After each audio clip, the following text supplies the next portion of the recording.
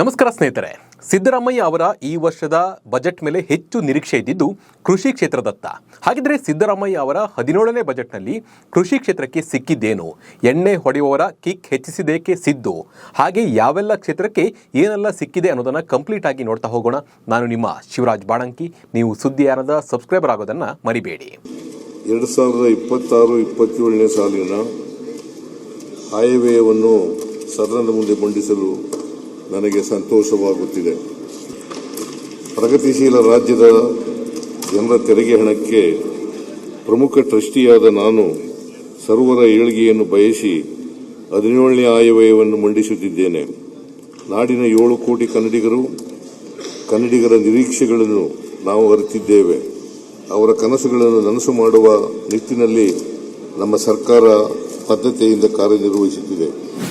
ಸಿರಿಧಾನ್ಯ ಉತ್ಪನ್ನ ಉತ್ತೇಜನಕ್ಕಾಗಿ ಮಿಲೆಟ್ ಹಬ್ ಅನ್ನು ನಿರ್ಮಿಸಲಾಗ್ತಾ ಇದೆ. ಹಾಗೆ 100 ಕೋಟಿ ರೂಪಾಯಿ ವೆಚ್ಚದಲ್ಲಿ ಮುಖ್ಯಮಂತ್ರಿ ಕೃಷಿ ವಿಸ್ತಾರ ಯೋಜನೆಯನ್ನು ಜಾರಿಗೆ ತರಲಾಗಿದೆ. ಹಾಗೆ ಮಣ್ಣಿನ ಗುಣಮಟ್ಟವನ್ನು ಹೆಚ್ಚಿಸಲು ವಸುಧಾಮೃತ ಯೋಜನೆಯನ್ನು ಜಾರಿ ಮಾಡಲಾಗ್ತಾ ಇದೆ. ಹಾಗೆ ಮುಂದಿನ 3 ವರ್ಷದಲ್ಲಿ ಸಸ್ಯ ಸಂಜೀವಿನಿ ಯೋಜನೆ ಜಾರಿ ಮಾಡಲಾಗುತ್ತೆ. ಹಾಗೆ ಕೃಷಿ ಮಾಹಿತಿಗಾಗಿ AI ತಂತ್ರಜ್ಞಾನ ಆಧಾರಿತ ರೈತ ಕರೆ ಕೇಂದ್ರ ಸ್ಥಾಪನೆಯನ್ನು ಮಾಡಲಾಗುತ್ತೆ. ಚಿತ್ರದುರ್ಗದಲ್ಲಿ ಕೃಷಿ ಉದ್ದಿಮೆ ತರಬೇತಿ ಕೇಂದ್ರ ಉನ್ನತೀಕರಣಗೊಳಿಸಲಾಗುತ್ತೆ ಅಂತ ಹೇಳಿ ಸಿದ್ದರಾಮಯ್ಯ ಘೋಷಣೆ ಮಾಡಿದ್ದಾರೆ. ಇನ್ನು ಮೀನುಗಾರಿಕೆಗಾಗಿ ಪ್ರೋತ್ಸಾಹಧನ 20,000 ರೂಪಾಯಿ ಏರಿಕೆಯನ್ನು ಮಾಡಲಾಗಿದೆ. ಮಂಗಳೂರು ಮೀನುಗಾರಿಕಾ ವಿವಿಯಲ್ಲಿ ಸೆಂಟರ್ ಆಫ್ ಎಕ್ಸಲೆನ್ಸ್ ಮೀನು ಮಾರಾಟ ಮಾಡಲು ಮೀನು ಮಾರುಕಟ್ಟೆ ಸ್ಥಾಪನೆಯನ್ನು ಮಾಡಲಾಗುತ್ತೆ.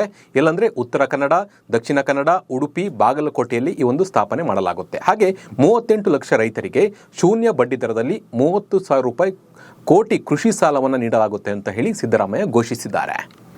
ಇನ್ನು ಪಶು ವೈದ್ಯ ಸಂಸ್ಥೆಗಳಿಗಾಗಿ ಹೊಸದಾಗಿ 100 ಕಟ್ಟಡವನ್ನು ನಿರ್ಮಾಣ ಮಾಡಲಾಗ್ತಾ ಇದೆ. ಬೆಳಗಾವಿ, ಕಲಬುರಗಿಯಲ್ಲಿ ಕುರಿ ಸಾಕಾಣಿಕೆಗಾಗಿ ಪ್ರೋತ್ಸಾಹವನ್ನು ನೀಡಲಾಗುತ್ತೆ. ಹಸು ಎಮ್ಮೆ ಖರೀದಿಸಲು ಪ್ರೋತ್ಸಾಹ ಧನಕ್ಕೆ 40 ಕೋಟಿ ರೂಪಾಯಿಯನ್ನು ಮೀಸಲು ಇಡಲಾಗಿದೆ. ಹಾಗೆ 20 ತಾಲೂಕು ಪಶು ಆಸ್ಪತ್ರೆಗಳನ್ನು ಮೇಲ್ದರ್ಜೆಗೇರಿಸಲು ನಿರ್ಧರಿಸಲಾಗಿದೆ. 10 ಕೋಟಿ ರೂಪಾಯಿ ವೆಚ್ಚದಲ್ಲಿ 15 ಪಶು ಆಸ್ಪತ್ರೆಗಳನ್ನು ಮೇಲ್ದರ್ಜೆಗೆ ಏರಿಸಲಾಗುವುದು ಅಂತ ಹೇಳಿ ಸಿದ್ದರಾಮಯ್ಯ ಘೋಷಣೆ ಮಾಡಿದ್ದಾರೆ. ಹಾಗೆ ಮೈಸೂರಿನಲ್ಲಿ ಬೋಯರ್ ಮೇಕೆ ತಳಿ ಸಂವರ್ಧನಾ ಕೇಂದ್ರವನ್ನು ಸ್ಥಾಪಿಸಲಾಗುವುದು. ಹಾಗೆ ಬಂಡೂರು ಕುರಿ ಸಂವರ್ಧನಾ ಕೇಂದ್ರ ಕೂಡ ಅಭಿವೃದ್ಧಿಗೆ ಒತ್ತು ನೀಡಲಾಗುತ್ತೆ ಅಂತೇಳಿ ಸಿದ್ದರಾಮಯ್ಯ ಘೋಷಣೆ ಮಾಡಿದ್ದಾರೆ. ಇನ್ನು ಅಡಿಕೆ ಬೆಳೆಗಾರರು ಅನುಭವಿಸ್ತಾ ಇರುವ ಎಲೆ ಚುಕ್ಕಿ, ಹಳದಿ ಚುಕ್ಕಿ ರೋಗ ನಿವಾರಣೆ ಹಾಗೂ ತೆಂಗು ಬೆಳೆಗಾರರ ಸಮಸ್ಯೆಯನ್ನು ನಿವಾರಿಸಲು 10 ಕೋಟಿ ರೂಪಾಯಿ ಮೀಸಲಿಡಲಾಗಿದೆ ಅಂತೇಳಿ ಸಿದ್ದರಾಮಯ್ಯ ಘೋಷಣೆ ಮಾಡಿದ್ದಾರೆ. ಇನ್ನು ಮುಂದೆ ರಾಜ್ಯದಲ್ಲಿ ಹೊಸ ಅಬಕಾರಿ ನೀತಿ ಜಾರಿಯಾಗಲಿದೆ. ಬೆಲೆ ನಿಗದಿ ಮಾಡುವ ಜವಾಬ್ದಾರಿಯನ್ನು ಉತ್ಪಾದಕರ ಹೆಗಲಿಗೆ ಬಿದ್ದಿದೆ. ಮದ್ಯದ ಉತ್ಪಾದಕರಿಗೆ ಹೊಸ ಜವಾಬ್ದಾರಿಯನ್ನು ಸರ್ಕಾರ ಕೊಟ್ಟಿದೆ. ಇಲ್ಲಿ ಹಂತ ಹಂತವಾಗಿ ಮದ್ಯದ ದರ ಏರಿಕೆ ಆಗಲಿದೆ ಅಂತ ಹೇಳಲಾಗ್ತಾ ಇದೆ. ಸರ್ಕಾರದಿಂದ ಮದ್ಯದ ಬೆಲೆ ನಿರ್ಧಾರ ಆಗೋದಿಲ್ಲ. ಇನ್ನು ಮುಂದೆ ಮದ್ಯದ ಬೆಲೆ ಏರಿಕೆ ಉತ್ಪಾದಕರೇ ಮಾಡಬೇಕು ಅಂತೇಳಿ ಸಿದ್ದರಾಮಯ್ಯ ಅವರು ಹೇಳಿದ್ದಾರೆ. ಇನ್ನು ಮದ್ಯದ ಅಂಶವಿರುವ ಪಾನೀಯಗಳಿಗೂ ಅಬಕಾರಿ ಸುಂಕ ವಿಸ್ತರಣೆ ಮಾಡಲಾಗಿದೆ. ಪ್ರತಿ ಲೀಟರ್ನಲ್ಲಿ ಮದ್ಯದ ಅಂಶದ ಆಧಾರದ ಮೇಲೆ ಅಬಕಾರಿ ಸುಂಕ ನಿರ್ಧಾರ ಮಾಡಲಾಗುತ್ತೆ ಅಂತೇಳಿ ಸಿದ್ದರಾಮಯ್ಯ ಘೋಷಣೆ ಮಾಡಿದ್ದಾರೆ. ಇನ್ನು 2025-26ನೇ ಸಾಲಿನ ಆಯವ್ಯಯದಲ್ಲಿ ಘೋಷಿಸಿರುವಂತೆ 184 ಸರ್ಕಾರಿ ಹಿರಿಯ ಪ್ರಾಥಮಿಕ ಶಾಲೆಗಳನ್ನು ಪ್ರೌಢಶಾಲೆಗಳನ್ನಾಗಿ ಹಾಗೆ 50 ಪ್ರೌಢಶಾಲೆಗಳನ್ನು ಪದವಿ ಪೂರ್ವ ಕಾಲೇಜುಗಳನ್ನಾಗಿ ಉನ್ನತೀಕರಣಗೊಳಿಸಲಾಗುತ್ತೆ. ಇನ್ನು ಬೆಂಗಳೂರಿನಲ್ಲಿ ಸುರಂಗ ಮಾರ್ಗ ನಿರ್ಮಾಣಕ್ಕೆ ಅನುಮೋದನೆಯನ್ನು ನೀಡಲಾಗಿದೆ. KR ಪುರಂನಿಂದ ಮೈಸೂರು ರಸ್ತೆವರೆಗೆ 40 ಕಿಲೋಮೀಟರ್ ಸುರಂಗ ಮಾರ್ಗ ನಿರ್ಮಾಣ ಮಾಡಲಾಗುತ್ತೆ. ಹಾಗೆ 40,000 ಕೋಟಿ ರೂಪಾಯಿ ವೆಚ್ಚದಲ್ಲಿ ಈ ಒಂದು ಸುರಂಗ ಮಾರ್ಗ ನಿರ್ಮಾಣ ಮಾಡೋಕ್ಕೆ ನಿರ್ಧಾರವನ್ನು ಮಾಡಲಾಗಿದೆ. ಮೊದಲನೇ ಹಂತದಲ್ಲಿ 17 ಕಿಲೋಮೀಟರ್ ಉದ್ದದ ಉತ್ತರ ದಕ್ಷಿಣ ಕಾರಿಡಾರ್ ನಿರ್ಮಿಸಲಾಗುತ್ತೆ. ಹೆಬ್ಬಾಳ ಸಿಲ್ಕ್ ಬೋರ್ಡ್ವರೆಗೂ ಉತ್ತರ ದಕ್ಷಿಣ ಕಾರಿಡಾರ್ ನಿರ್ಮಾಣ ಮಾಡಲಾಗುತ್ತೆ. ಈ ಯೋಜನೆ 17,780 ಕೋಟಿ ರೂಪಾಯಿ ಮೊತ್ತಕ್ಕೆ ಟೆಂಡರ್ ಅನ್ನು ಕರೆಯಲಾಗುತ್ತೆ. ಹೆಬ್ಬಾಳ ಮೇಕ್ರಿ ಸರ್ಕಲ್ ವರೆಗೂ ಸುರಂಗ ಮಾರ್ಗ ನಿರ್ಮಿಸಲಾಗುತ್ತೆ. ಸುರಂಗ ಮಾರ್ಗ ಹಾಗೂ ಮೇಲ್ಸೇತುವೆ ರಸ್ತೆಗೆ 2,250 ಕೋಟಿ ರೂಪಾಯಿ ಮೀಸಲಿಡಲಾಗುವುದು ಅಂತೇಳಿ ಸಿದ್ದರಾಮಯ್ಯ ಘೋಷಣೆ ಮಾಡಿದ್ದಾರೆ. ಇನ್ನು ವಸತಿ ರಹಿತ ಮನೆಗಳು, ನಿರುದ್ಯೋಗಿ ಯುವಕರಿಗೆ ಸ್ವಯಂ ಉದ್ಯೋಗಗಳನ್ನು ಕಲ್ಪಿಸಲು ಹೆಚ್ಚಿನ ಪ್ರಾಮುಖ್ಯತೆಯನ್ನು ನೀಡ್ತೀವಿ. ಹವಾಮಾನ ಬದಲಾವಣೆಯಿಂದ ಉಂಟಾಗುತ್ತಿರುವ ತಲ್ಲಣಗಳನ್ನು ನಿಭಾಯಿಸಲು ಸೂಕ್ತ ಕಾರ್ಯತಂತ್ರಗಳನ್ನು ರೂಪಿಸುತ್ತೇವೆ ಅಂತೇಳಿ ಸಿದ್ದರಾಮಯ್ಯ ಹೇಳಿದ್ದಾರೆ. ಇನ್ನು ಕಲ್ಯಾಣ ಕರ್ನಾಟಕದ ಸಮಗ್ರ ಅಭಿವೃದ್ಧಿಗೆ 13,000 ಕೋಟಿ ರೂಪಾಯಿ ಅನುದಾನವನ್ನು ನೀಡಲಾಗುವುದು. 3 ವರ್ಷಗಳ ಅವಧಿಯಲ್ಲಿ 13,000 ಕೋಟಿಗಳ ಅನುದಾನವನ್ನು ನೀಡಲಾಗುತ್ತೆ ಅಂತೇಳಿ ಸಿದ್ದರಾಮಯ್ಯ ಹೇಳಿದ್ದಾರೆ.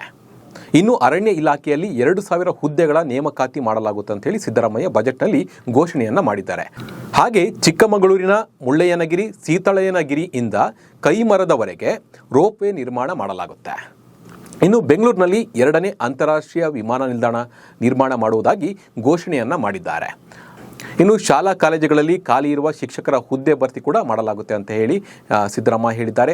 ಸರ್ಕಾರಿ ಪ್ರಥಮ ದರ್ಜೆ ಕಾಲೇಜು, ಪಾಲಿಟೆಕ್ನಿಕ್ ಹಾಗೂ ಇಂಜಿನಿಯರಿಂಗ್ ಕಾಲೇಜುಗಳಲ್ಲಿ ಕಾರ್ಯನಿರ್ವಹಿಸುತ್ತಿರುವ ಮಹಿಳಾ ಅತಿಥಿ ಉಪನ್ಯಾಸಕರುಗಳಿಗೆ 90 ದಿನಗಳ ಮಾತೃತ್ವ ರಜೆಯನ್ನು ನೀಡಲಾಗುತ್ತೆ ಅಂತ ಹೇಳಿ ಸಿದ್ದರಾಮಯ್ಯ ಈ ಒಂದು ಬಜೆಟ್ನಲ್ಲಿ ಹೇಳಿದ್ದಾರೆ. ಇನ್ನು ಸಿದ್ದರಾಮಯ್ಯ ಈ ಒಂದು ಬಜೆಟ್ನಲ್ಲಿ ವಿವಿಧ ಇಲಾಖೆಗಳಿಗೆ ಎಷ್ಟೆಷ್ಟು ಹಣವನ್ನು ಮೀಸಲಿಟ್ಟಿದ್ದಾರೆ, ಅನುದಾನವನ್ನು ಎಷ್ಟು ಕೊಟ್ಟಿದ್ದಾರೆ ಅಂತ ನೋಡ್ತಾ ಹೋಗೋಣ. ಶಿಕ್ಷಣ ಇಲಾಖೆಗೆ 47,224 ಕೋಟಿ ರೂಪಾಯಿಯನ್ನು ನೀಡಿದ್ದಾರೆ. ಮಹಿಳಾ ಮತ್ತು ಮಕ್ಕಳ ಕಲ್ಯಾಣ ಇಲಾಖೆಗೆ 34,929 ಕೋಟಿ ರೂಪಾಯಿಯನ್ನು ನೀಡಿದ್ದಾರೆ. ಇನ್ನು ಇಂಧನ ಇಲಾಖೆಗೆ 29,947 ಕೋಟಿ ರೂಪಾಯಿಯನ್ನು ನೀಡಿದ್ದಾರೆ. ಇನ್ನು ಗ್ರಾಮೀಣಾಭಿವೃದ್ಧಿ ಇಲಾಖೆಗೆ 26,529 ಕೋಟಿ ರೂಪಾಯಿಯನ್ನು ನೀಡಿದ್ದಾರೆ. ಜಲಸಂಪನ್ಮೂಲ ಇಲಾಖೆಗೆ 22,436 ಕೋಟಿ ರೂಪಾಯಿಯನ್ನು ನೀಡಿದ್ದಾರೆ. ಇನ್ನು ನಗರಾಭಿವೃದ್ಧಿ ಮತ್ತು ವಸತಿ ಇಲಾಖೆಗೆ 22,203 ಕೋಟಿ ರೂಪಾಯಿಯನ್ನು ನೀಡಿದ್ದಾರೆ. ಒಳಾಡಳಿತ ಮತ್ತು ಸಾರಿಗೆ ಇಲಾಖೆಗೆ 23,100 ಕೋಟಿ ರೂಪಾಯಿಯನ್ನು ನೀಡಿದ್ದಾರೆ. ಇನ್ನು ಆರೋಗ್ಯ ಮತ್ತು ಕುಟುಂಬ ಕಲ್ಯಾಣ ಇಲಾಖೆಗೆ 17,817 ಕೋಟಿ ರೂಪಾಯಿಯನ್ನು ನೀಡಿದ್ದಾರೆ. ಇನ್ನು ಕಂದಾಯ ಇಲಾಖೆಗೆ 19,843 ಕೋಟಿ ರೂಪಾಯಿಯನ್ನು ನೀಡಿದ್ದಾರೆ. ಇನ್ನು ಸಮಾಜ ಕಲ್ಯಾಣ ಇಲಾಖೆಗೆ 18,612 ಕೋಟಿ ರೂಪಾಯಿಯನ್ನು ನೀಡಿದ್ದಾರೆ. ಇನ್ನು ಲೋಕೋಪಯೋಗಿ ಇಲಾಖೆಗೆ 11,424 ಕೋಟಿ ರೂಪಾಯಿಯನ್ನು ಹಂಚಿಕೆ ಮಾಡಿದ್ದಾರೆ. ಇನ್ನು ಆಹಾರ ಇಲಾಖೆಗೆ 7,942 ಕೋಟಿ ರೂಪಾಯಿಯನ್ನು ನೀಡಿದ್ದಾರೆ. ಇನ್ನು ಕೃಷಿ ಇಲಾಖೆಗೆ 8,373 ಕೋಟಿ ರೂಪಾಯಿಯನ್ನು ನೀಡಿದ್ದಾರೆ. ಪಶುಸಂಗೋಪನೆ ಮೀನುಗಾರಿಕೆ ಇಲಾಖೆಗೆ 4,084 ಕೋಟಿ ರೂಪಾಯಿಯನ್ನು ನೀಡಿದರೆ ಇತರ ಇಲಾಖೆಗೆ ಒಟ್ಟು 1,72,757 ಕೋಟಿ ರೂಪಾಯಿಯನ್ನು ನೀಡಿದ್ದಾರೆ. ಇವಿಷ್ಟು ಒಂದು ಸಿದ್ದರಾಮಯ್ಯ ಅವರ ಒಂದು ಬಜೆಟ್ ಹೈಲೈಟ್ಸ್ ಆಗಿದೆ. ಇದರ ಬಗ್ಗೆ ನಿಮ್ಮ ಅನಿಸಿಕೆ ಮತ್ತು ಅಭಿಪ್ರಾಯವನ್ನು ಕಮೆಂಟ್ ಮೂಲಕ ತಿಳಿಸಿ. ನಮಸ್ಕಾರ.